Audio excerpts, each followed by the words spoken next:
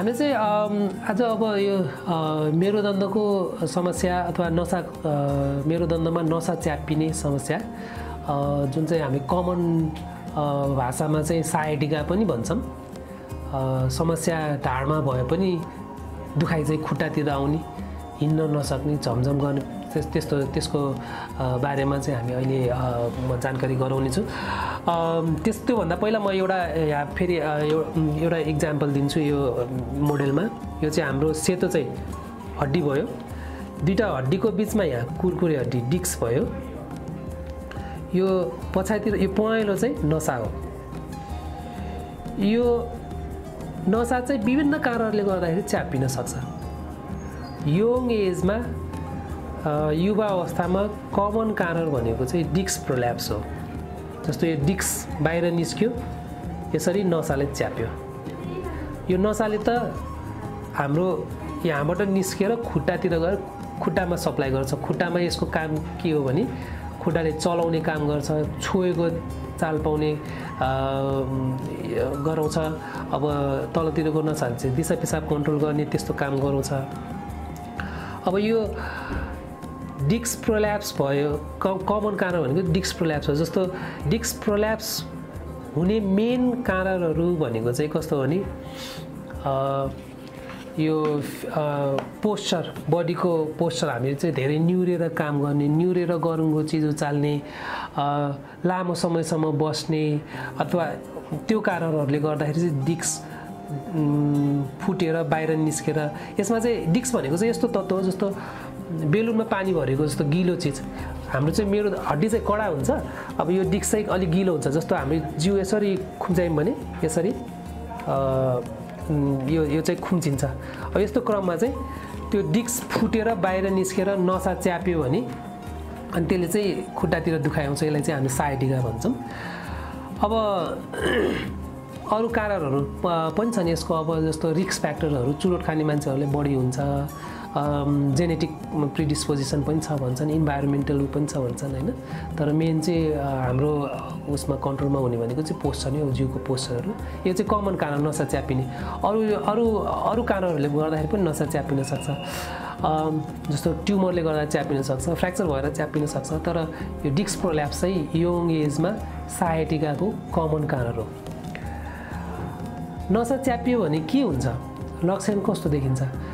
यसले चाहिँ हाम्रो चाहिँ कस्तो हुन्छ, एउटा जराले, यो एउटा लेभलबाट निस्किने जराले एउटा एरियामा सप्लाई गर्छ। त्यही भएर कसैको पिडौलाको बाहिरी भागमा झमझम गर्ने दुख्ने, कसैको पिडौलाको भित्री भागतिर झमझम गर्ने दुख्ने त्यस्तो हुन्छ। अथवा बुढी औँलातिर झमझम गर्ने एउटा एरिया हुन्छ। त्यही भएर यो हामीले चाहिँ राम्रोसँग जाँच गऱ्यौँ भने कुन लेभलमा नसा च्यापेको ठ्याक्कै भन्न सकिन्छ। अब सुरुमा त ढाड नदुख्ने भए पनि खुट्टातिर दुखाइ आउने, दुखाइ चाहिँ त्यही नसाले सप्लाई गर्ने एरियातिर जाने, झमझम गर्ने, अनि पोलेको जस्तो हुने, त्यो एरियामा छोयो भने चाहिँ अलिकति कम चाल पाउने, बिस्तारै त्यो चाहिँ त्यसको पावर कम हुँदै जाने। पावर कम भयो भने चाहिँ अलि अब जस्तो पाइतला यसरी माथि उठाउन नसक्ने अथवा बुढेउलाई यसरी माथि उठाउन नसक्ने, कुन लेभलको नसा च्यापेको छ त्यो अनुसार। अथवा धेरै नै च्यापिएको छ भने त कहिलेकाहीँ कस्तो हुन्छ भने दिशा पिसाब नै कन्ट्रोल गर्न नसक्ने, दिशा गर्ने ठाउँमा चाहिँ छोएको कम चाल पाउने, त्यसलाई चाहिँ कडाइकोनिया सिन्ड्रोम भन्छ। यो चाहिँ इमर्जेन्सी हो। फेरि कडाइकोनिया सिन्ड्रोम चाहिँ सकेसम्म चाँडै उपचार गर्नुपर्छ, नभए फेरि दिशा पिसाब कन्ट्रोल गर्ने समस्या चाहिँ पर्मानेन्टली त्यस्तै नै रहिरहन सक्छ। अब लक्षणहरू त बेसिकली त्यही नै भयो। हामीले जाँचेर हेर्दाखेरि विभिन्न त्यसको टेस्टहरू छ, कसरी खुट्टा उचाल्दाखेरि कतिसम्म उचाल्न सक्ने, त्यस्तो टेस्टबाट चाहिँ हामीले नसा च्यापिएको हो भन्ने कुरा निर्क्युल गर्न सक्छौँ। जाँच गर्दाखेरि चाहिँ विभिन्न जाँच गर्ने प्रविधिहरू छ। जस्तो एक्सरे, एमआरआईमा चाहिँ नसा च्यापिएको, डिस्क बाहिर निस्केर नसा च्यापिएको त्यो चाहिँ राम्रोसँग देखिन्छ। यसको उपचार चाहिँ अलमोस्ट 90-95% केसहरूमा चाहिँ अपरेसन बिना नै हुन्छ। यो कुरा चाहिँ ध्यानमा राख्नुपर्छ। धेरैजसो कन्डिसनमा बाहिर निस्केको डिस्क आफै जिउले सोसेर त्यसलाई त्यसको साइज कम गरिदिन्छ, नसा बस्ने ठाउँ खुलाउँछ। त्यही भएर 90-95% केसमा चाहिँ हामीले अपरेसन बिना अरू तरिकाबाट यो समस्या चाहिँ कम गर्न सक्छौँ। त्यो तरिकाहरू के हो भने एउटा चाहिँ फिजियोथेरापी। त्यो फिजियोथेरापी भन्नाले एक्सर्साइज सँगसँगै आफ्नो दैनिक लाइफस्टाइल मोडिफिकेसन, धेरै निहुरेर काम नगर्ने, निहुरेर गरुङ्गो चाहिँ नउचाल्ने, धेरै दुखेको छ भने बरु रेस्ट गर्ने, बेड रेस्ट नै गर्ने, टोइलेटसम्म जाने उ गर्ने हल्का गरे हुन्छ, तर धेरै समय बेड रेस्ट गर्ने, लामो समयसम्म अब महिनासम्म त गर्नु पर्दैन, तर बेड रेस्ट गर्ने। त्यसपछि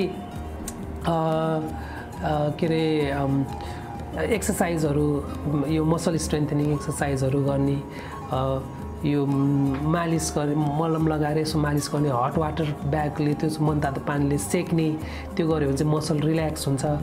त्योहरू चाहिँ एउटा उपाय भयो। अर्को चाहिँ त्यो सँगसँगै हामीले चाहिँ औषधिहरू दिन सक्छौँ। एउटा चाहिँ दुखाइ कम गराउने औषधि।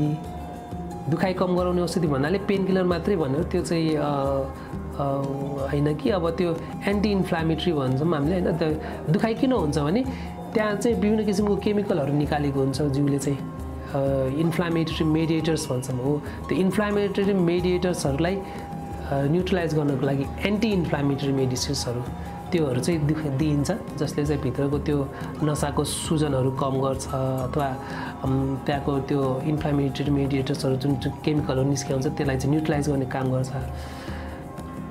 अर्को भनेको चाहिँ अरू औषधिहरू जस्तो मल्टिभिटामिन्सहरू, भिटामिन B12, यस्तो मिथाइलकोबालामिन अथवा अर्को अब न्युरोलेप्टिक औषधिहरू जस्तो प्रिगाबलिन, गाबापेन्टिन, यस्तो औषधिहरू दिएर पनि यो झमझमाउने पोल्नेहरू चाहिँ कम गराउन सकिन्छ। अर्को यो एक्सर्साइज, लाइफस्टाइल मोडिफिकेसन पछि औषधि, पछि अर्को एउटा उपाय भनेको चाहिँ ढाडमा इन्जेक्सन लगाउने। मैले अघि नै पनि भने यो किन दुखाइ, अब नसा च्याप्यो, नसा च्यापिसकेपछि चाहिँ नसा सोइलिङ भएको, सुजन भएको हुन्छ, त्यो नसा रातो भएको हुन्छ। अब त्यो रिसाएको नसालाई चाहिँ अलिक शान्त बनाउनको लागि हामीले एन्टी इन्फ्लामेटरी मेडिसिन के अरे इन्जेक्सन दियौँ भने त्यसले चाहिँ त्यो एरियामा त्यो नसालाई चाहिँ अलिकति शान्त बनायो भने खुट्टातिरको दुखाइ कम हुन्छ। अब यस्तो उपायहरूबाट भएन भने चाहिँ बल्ल अपरेसनतिर लाग्ने हो। अपरेसनमा चाहिँ हामीले भित्र हड्डीमा के अरे पछाडितिरबाट सानो घाउ बनाइन्छ। युजुअली 2 सेन्टिमिटर जति त्यति घाउ हुन्छ होला। अनि भित्र गयो, नसालाई पचायो, नसालाई बचाउँछ हामी त्यसलाई चाहिँ आफ्नै आँखाले नै राम्रोसँग हेरेर अझ माइक्रोस्कोपको प्रयोग गर्न सकिन्छ। माइक्रोस्कोपमा त्यसलाई चाहिँ ठुलो बनाएर नसाले पन्चाएर फुटेको नसा जुन चिजले चाहिँ नसाले थिचिरहेको छ त्यसलाई निकालिदियो भने नसा बस्ने ठाउँ खुकुलो भयो भने खुट्टातिरको दुखाइ जान्छ। अब यो डिस्क निकाल्ने प्रविधि चाहिँ अब धेरै डेभलप भइसकेको छ। हाम्रो यहाँ चाहिँ अहिले यो माइक्रोस्कोपिक डिस्केक्टोमी भन्छ। पहिला ओपन हुन्थ्यो, अब माइक्रोस्कोपिक डिस्केक्टोमी गर्छौँ। इन्डोस्कोपिक डिस्केक्टोमी पनि आइसकेको छ होइन, जस्तो दूरबीनले हालेर धेरै ठुलो घाउ नबनाइकन गर्ने त्यस्तो प्रविधिहरू पनि आइसकेको छ। भन्नाले यसको अब बेसिकली यही नै हो। तर हामीले फेरि पनि के एम्फसाइज गर्छौँ भने मेजोरिटी केसेसहरूमा चाहिँ यो अपरेसन बिना नै कन्ट्रोल गर्न सकिन्छ।